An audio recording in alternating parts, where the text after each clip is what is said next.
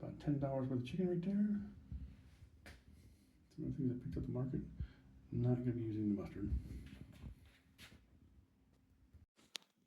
Okay, now I've got the chicken ready to go. I'll put some Greek salad seasoning on since it's the only seasoning I have, and I had some limes and threw that in there. Some lime juice, and I got some garlic and onions that I'm going to put into the skillet while I'm started cooking. And that's about all we got. So we'll go ahead and get this thing started and see what happens. All right, I'm on batch number 2. Batch number 1 is done already. Smells really good with the garlic and onions.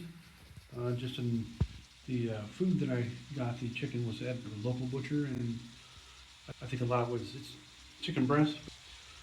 And the other thing I got to be careful about is I inadvertently thought that when you turn it on, you'd keep turning it on to get it hotter. But actually, as soon as you turn it on, it's already at max temp. And I wanted to get it to do a little hotter, so I inadvertently almost turned it off and had an issue with the first one because it took a lot longer to cook and it made brownness on it. And I'm not sure if we're going to get any brownness on this one, but we'll see how it turns out. Here is the finished product. Didn't turn out as good as I'd hoped.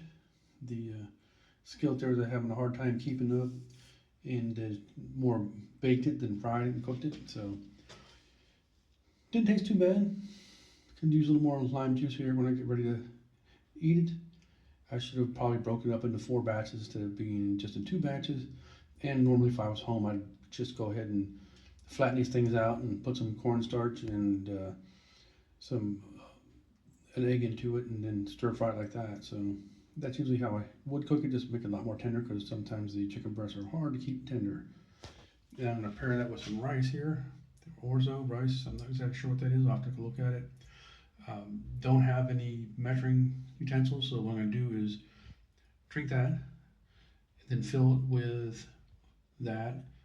And generally rice and orzo stuff is like 1.5 to 2 times the size of volume in water. And that's what I'm going to go ahead and give it a try and see if that works.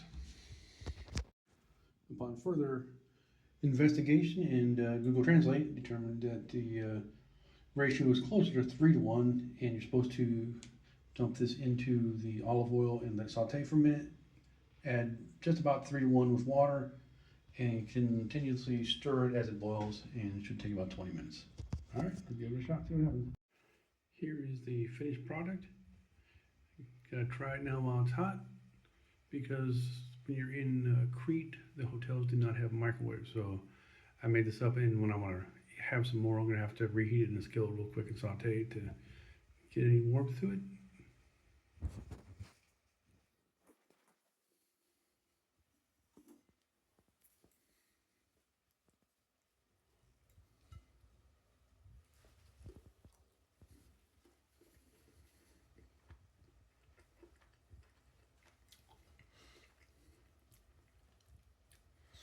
Not as flavorful as my American palate requires. I don't have any salt to add to it. Unfortunately, that's just the way it is.